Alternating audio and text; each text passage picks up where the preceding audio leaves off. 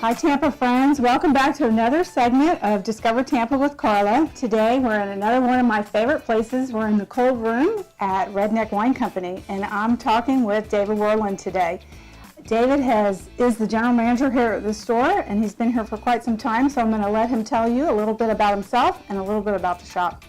Thanks. So Redneck Wine's been here about 7 years now. We're born out of a partnership between a few different owners who have tons of experience in the wine industry for years, and they decided to get together and open up an independent place where we could be local and serve the neighborhood and the community. Tell everybody about the opportunity to come for wine tastings on Friday. Sure. So every Friday night, pretty much, we have a Friday night wine tasting, and it goes from 6 o'clock to 8 o'clock, and we have at least 5, 6, 7 bottles of wine to try.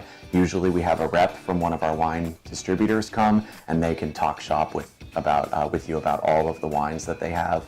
And it's $5 a person. Just come on in, no reservations, no tricks. It's very easy. Tell me, when people come in the shop and there's so much to choose from, the inventory is incredible. Do you know how many bottles do you even have in the store?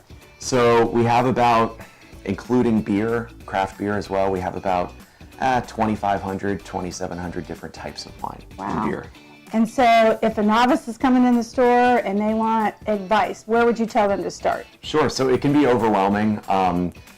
Usually people have some sort of experience with wine that they've had before, and even if they don't, they're able to say things like, well, I don't like sweet, or I don't like things that are very strong, or maybe I like something that's fresher tasting.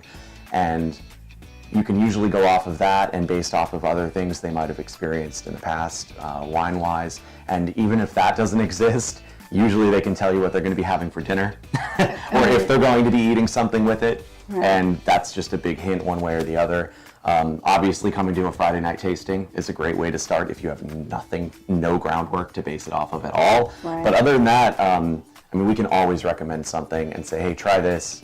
If you're looking for something really great in this price range, and I have even an inkling of where your taste buds might be headed, we're going to find something great for you. Tell us a little bit about the cold room. What differentiates the bottles that are in here? So the cold room, or we sometimes call it the fun room. I can understand that.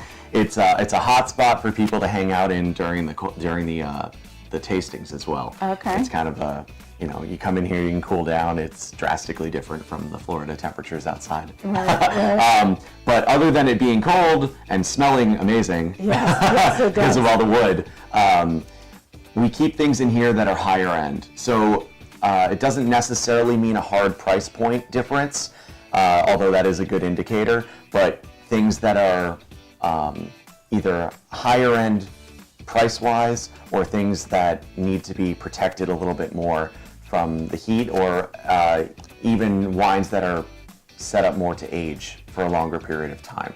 Well, if there's one thing we're definitely going to do before this interview is over today, we are going to toast to this great experience. That's awesome. There you are. Thank you. Thank you.